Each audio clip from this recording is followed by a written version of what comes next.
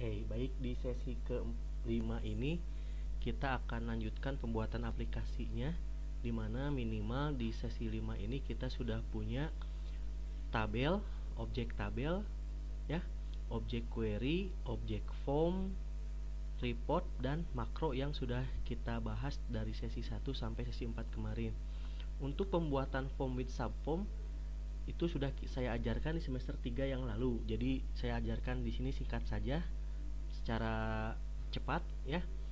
Kemudian nanti ada tambahannya yang akan kita fokuskan di pembuatan validation rule dan query update.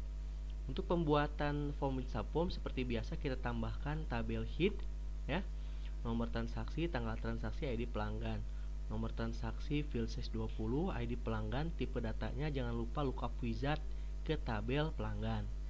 Kemudian tambahkan juga tabel detail, nomor faktur transaksi, tipe datanya lookup wizard yang berelasi ke tabel head transaksi, kode barang, tipe data lookup wizard yang berelasi ke tabel barang.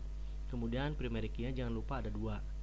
Setelah menambahkan 2 tabel transaksi, berikutnya seperti biasa kita mengedit relationship seperti ini ya, dimana kita aktifkan enforce referential integrity untuk cascade update dan cascade delete nya ya. Ini teorinya sudah saya jelaskan di semester kemarin ya.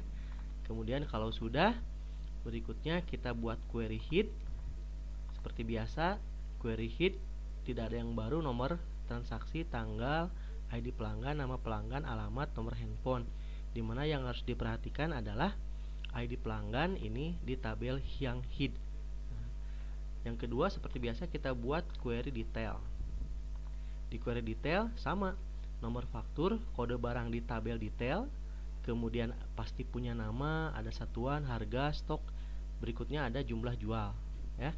Kemudian seperti biasa kita buat expression field untuk totalnya. Tidak ada yang baru di sini seperti biasa. Kemudian kita buat seperti biasa menggunakan form wizard yang asalnya dari query head semua field dan query detail semua field. Jadi hasil akhirnya kita buat form with subform ya. Nah, berikutnya di sini sudah jadi form with subformnya sudah saya buatkan. Yang beda adalah tombol ini dibuat tidak menggunakan control wizard. Jadi codingnya diketik sendiri seperti ini ya. Codingnya diketik sendiri seperti ini. Nah, kalau sudah, tambahkan seperti biasa total ya, dimana total itu kita tambahkan dulu di subform transaksinya. Ini sebuah text box ya, diberi nama, kemudian kita panggil di form transaksi penjualan ya. Transaksi penjualan di sini kita panggil menggunakan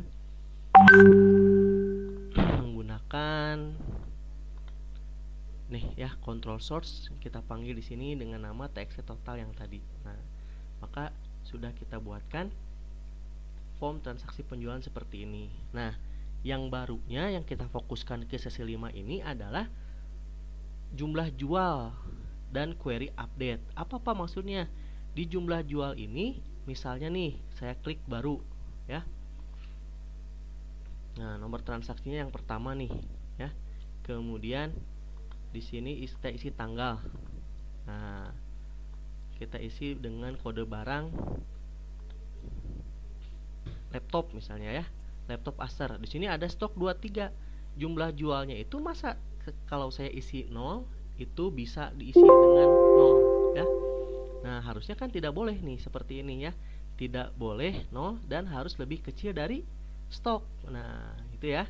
Nah, berikutnya kalau saya isi 23 juga tidak boleh. Kenapa?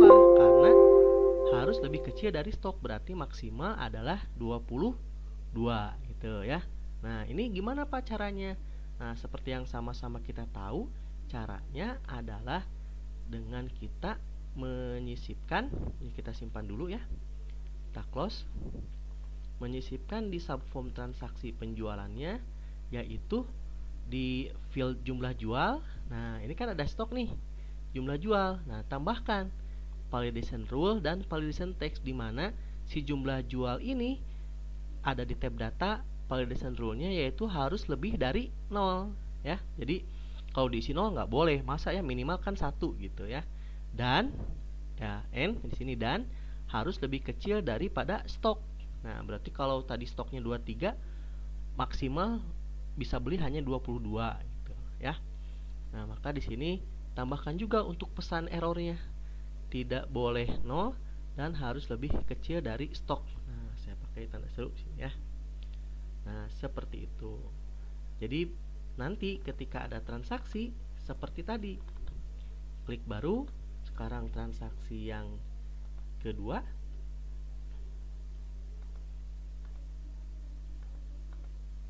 Nah, misalnya laptop Axio, ini stoknya 26, diisi 0 tidak bisa, 26 tidak bisa ya.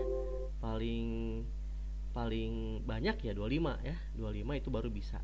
Nah, tapi kan kita beli mungkin hanya 2 atau 3. Nah, boleh lah ya, 2 atau 3 kita simpan. Nah, itu yang pertama.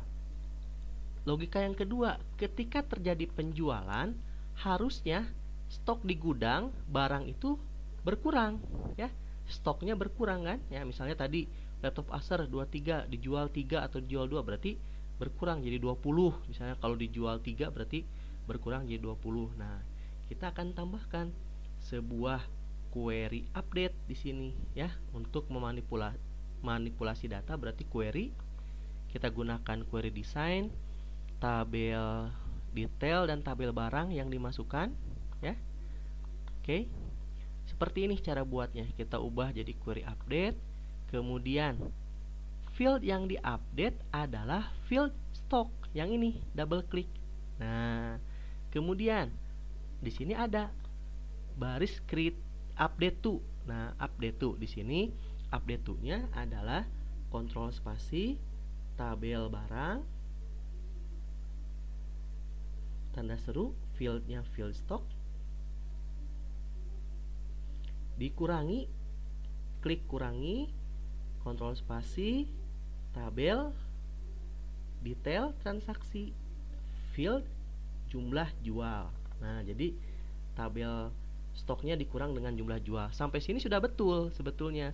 Tapi seperti yang kita tahu, yang namanya query update atau query delete itu harus menggunakan kriteria. Nah, kita tambahkan di kolom kedua ini kriterianya apa? Yaitu nomor faktur transaksi yang ada di tabel detail.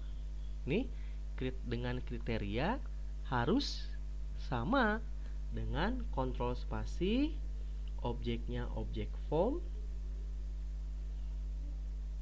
Formnya adalah form transaksi penjualan. Kemudian di sini adalah primary key-nya, yaitu nomor transaksi. Nah, kalau sudah, kita simpan dengan nama query update stock. Nah, klik OK. Nah, jadi kita sudah punya query update stock yang nanti akan kita jalankan. Sekarang tinggal kita panggil. Di mana Pak panggilnya? Secara logika berarti kan si query update stock ini dijalankan ketika terjadi transaksi. Terjadi transaksi ketika apa? Ketika diklik simpan. Nah, berarti kita jalankan query update stock ini di tombol simpan. Berarti di tombol simpan kita tambahkan. Nah, ini sudah di tombol simpan. Kita tambahkan satu coding dengan kontrol spasi do cmd titik open query. Nah, open query, tinggal tulis namanya query apa. Tadi kita kasih nama query update stock misalnya ya, stock. Nah, ini jangan salah nulis. Kalau sudah kita simpan, baru kita coba ya. Kita klik baru lagi, transaksi yang ketiga.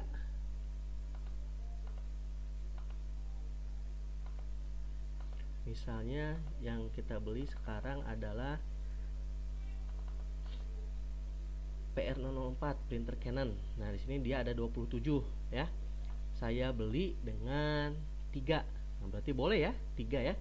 27 berarti nanti ketika disimpan harusnya dia berkurang menjadi 24. Nah, klik simpan. Nah, kita baca di sini. You are about to run, berarti menjalankan update query yang tadi kita buat. Nah, diklik tombol simpan itu. Ketika klik yes, dia akan mengupdate satu satu record printer Canon. Ketika diklik yes, sekarang kita lihat di dalam objek tabel printer Canon yang tadinya 27 menjadi tinggal 24 ya. 24 ya. 24 seperti itu. Oke, jadi difokuskan ke jumlah jual ya, tidak boleh 0 dan tidak boleh lebih dari stok.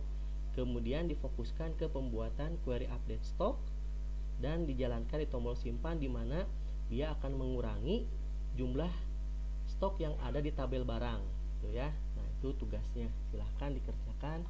Terima kasih. Selamat siang.